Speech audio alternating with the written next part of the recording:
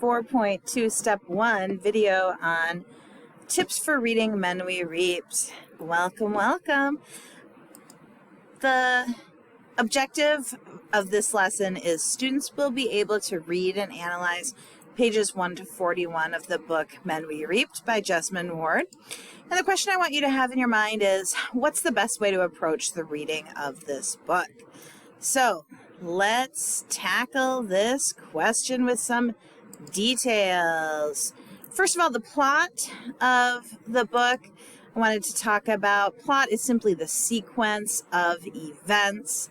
And when we're talking about the plot in this book, in Men We Reaped, we do have to make sure that we understand that there are two timelines.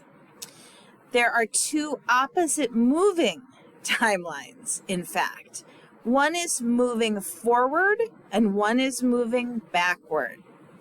The We Are chapters, the chapters titled We Are in Wolftown, We Are Born, all of those chapters are the chapters that are these forward-moving chapters that focus on Jesmyn Ward specifically, and really even before her with her community in what used to be called Wolftown by the early settlers of DeLisle, and then her being born and growing up with her three younger siblings. And then we have the other chapters, the name chapters, like the very first chapter, which that's a name chapter, which is Roger Eric Daniels III. And in this chapter, we start in 2004.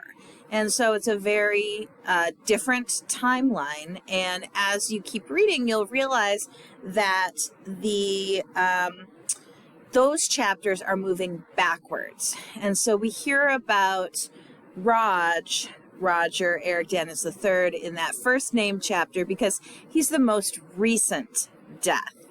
And then she works backwards. So the second name chapter is about the second most recent death. And as we go, we're going to be hearing about Jesmyn growing up in the past and the deaths of the people she knows in the more recent past, and eventually those two timelines intersect. Okay, towards the end of the book. So we'll keep talking about that, but just be aware of it. Know that it's coming so that you won't get too confused. Now, before all of this, we have the prologue. And the prologue is a little bit different because it is describing what Ward plans to do in the rest of the book. She is really, in a lot of ways, speaking directly to the reader and telling us why she's written the book and how she's written it and why she chose to write it that way and all of those kinds of things, which I find to be pretty helpful. So I hope that you do as well. I'm sorry, I'm trying to find my notes. That's why I'm looking down. Okay, so let's move on. What else do we have here? I've got, I should have shown these to you as I was going. We Are in Wolftown is the distant past to 1977. It ends with her parents basically hooking up, becoming a couple in Oakland, California. And then the second chapter of the book is Roger Eric Daniels III, which starts in June of 2004. Okay, let's move on to the characters. The characters are Jesmyn Ward, of course, and her mother and her father, who we don't hear a lot about their names in the book. We hear her brother and her sisters are named, though, Joshua and Narissa and Shireen. So that's her family, that's her immediate family, and we hear quite a lot about those characters throughout. Then we also hear about the 5 men who died. Now, Josh is one of those men. And you'll notice that the characters are in both chapters, the We Are chapters and the name chapters.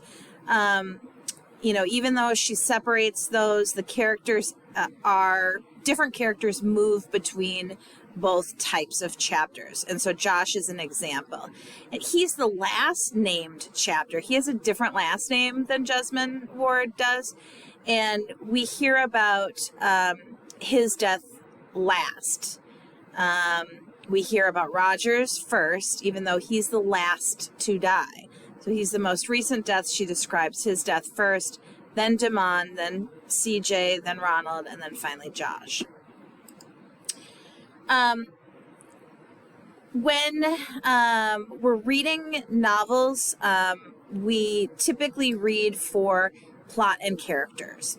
A literary analyst reads for more than that. A literary analyst goes beyond plot and characters. And so that's what I'm asking you guys to do. It's not so easy, but we can do it. And I'm going to give you some tips on how to do this. So the very first thing that I want to talk about here is theme. So theme, of course, is the central idea of a book. It is the rich idea that is interesting in and of itself. It's a profound aspect of the human condition and, living in the modern world. Now, our main theme that we're looking at between these two books is coming of age in the margins. But we're also going to be looking at three other themes that are both present, or that are present in both books that we read this semester. So coming of age in the margins is all about growing up. It's moving from the innocence of youth before you knew anything as a baby to the experience of adulthood. And what that means, how that happens, how it's also different for different people. In the margins is crucial here because it's referring to the side of things, not the center, but characters who have historically been marginalized. So that's our first theme we're looking at.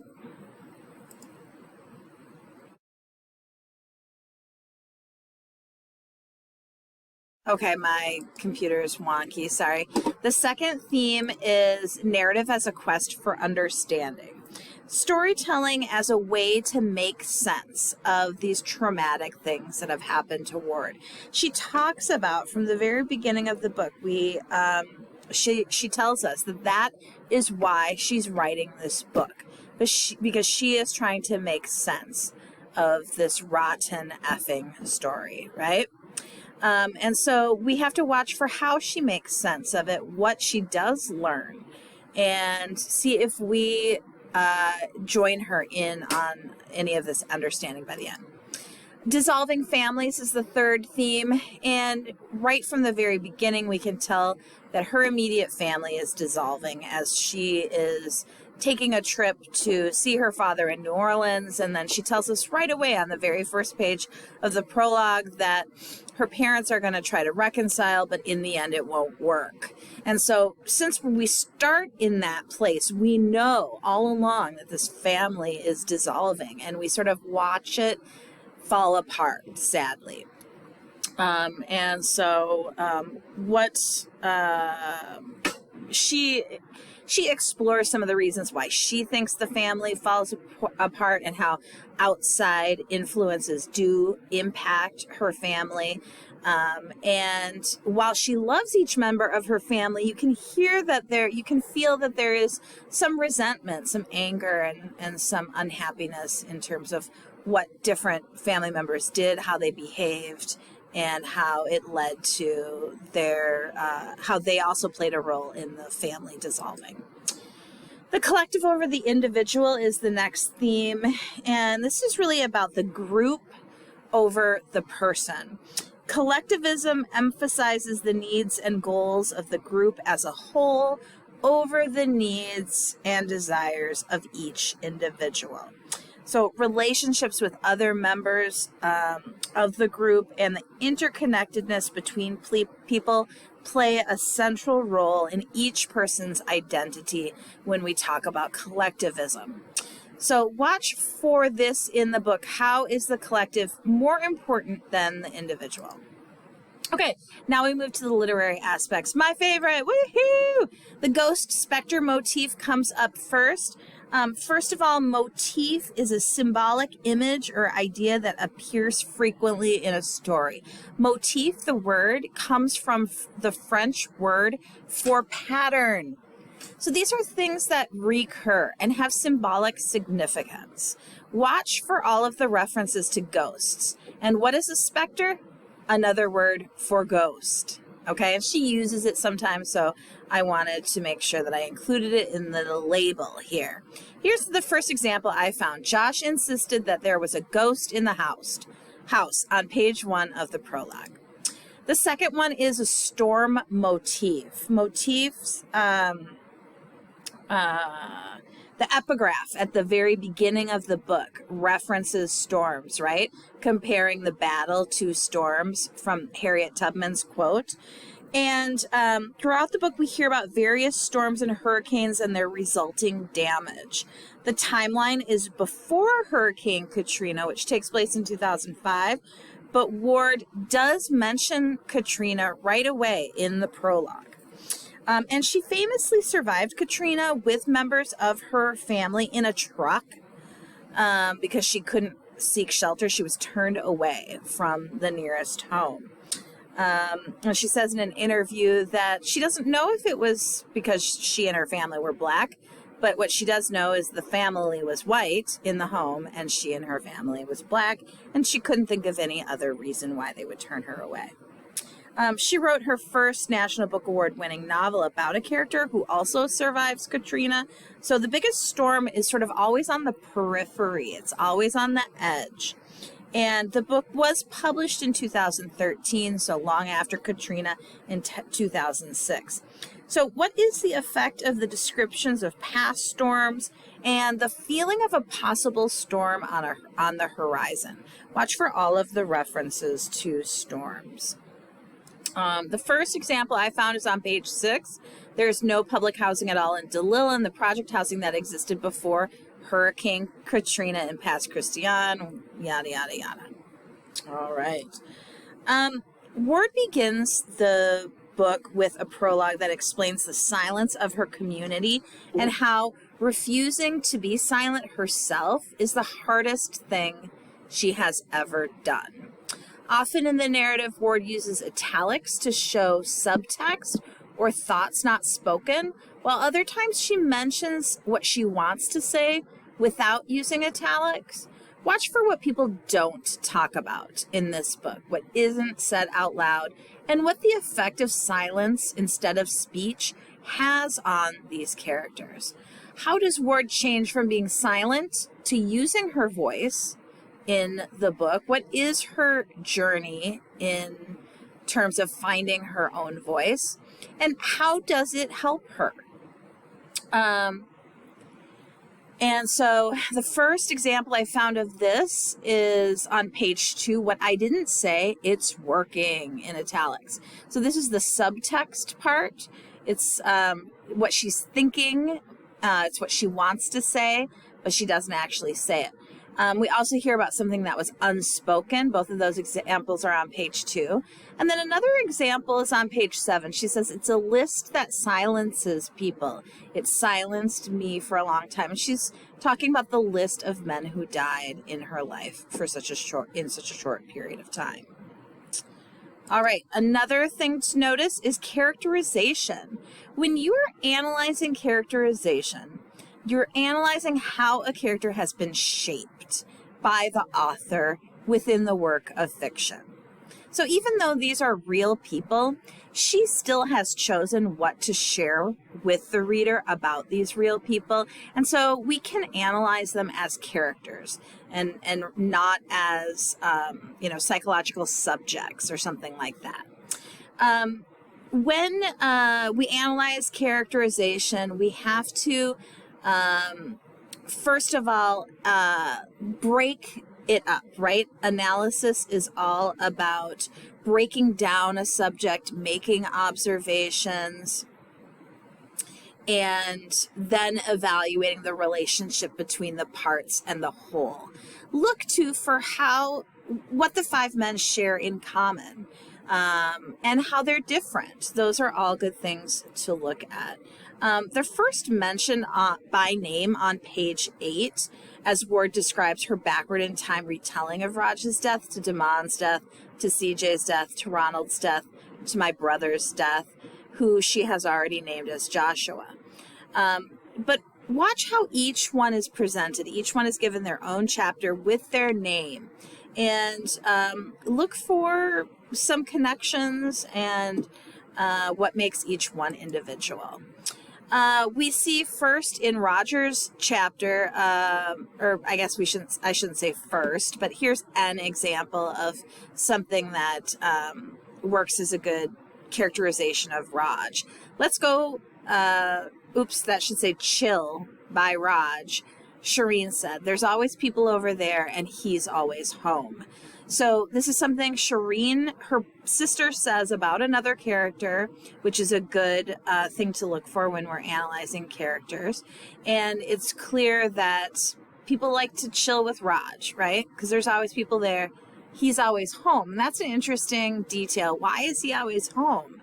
Because he likes to hang out with people, but shouldn't he be out sometimes? Maybe there's some good and bad about that we can, and then you'll want to look for what that is as you get to know Raj better in his chapter. All right, another thing to look for is the description of setting or evocation of mood. Ward spends a lot of time in her book describing the places she and her family are from. How are these places described? What details does she include to create a certain mood? And that's just a feeling created through description of place or atmosphere. And I'm going to use those words interchangeably. What aspects are highlighted in each setting and for what effect?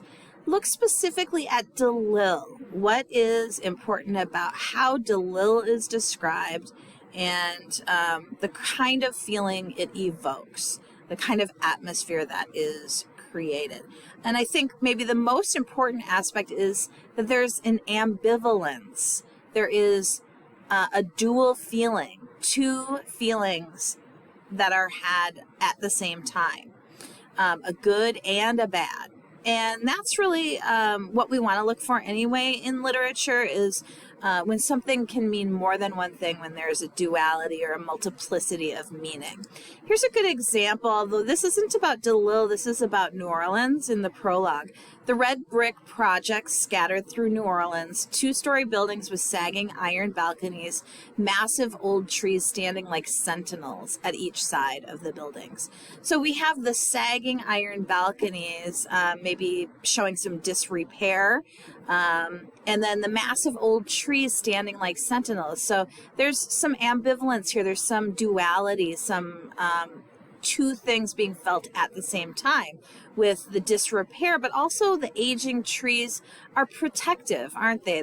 They are compared to, in a simile, sentinels, which are protective. Okay, structure is, I think, the last literary aspect that we're going to be looking at. And Ward explains in her prologue explicitly that her narrative takes two directions as it, quote, marches forward through the past and backward from the present, and then they meet in the middle with my brother's death. She says that on page 8. How does she do both? How does she manage this? How does this work? How do the two timelines work on their own and together in the book? How does she structure the events and what is the effect? Here's an example of looking at structure from the first reading. The chapter We Are in Wolftown starts in the distant past and describes some of Ward's ancestors and the early settlers of Dalil and ends in 1977 with Ward's mom moving to be with Ward's father years before she was born in Oakland. Roger Eric Daniels III, the second chapter of the book, begins in the summer of 2004 with Ward leaving Michigan for the 15-hour drive with her cousin and ends with Roger's repast in June of 2004. So looking specifically at the timeline of each chapter is dealing with structure. When is it set? How does it move? How does it change? Where are we in the beginning? Where are we? When are we at the end?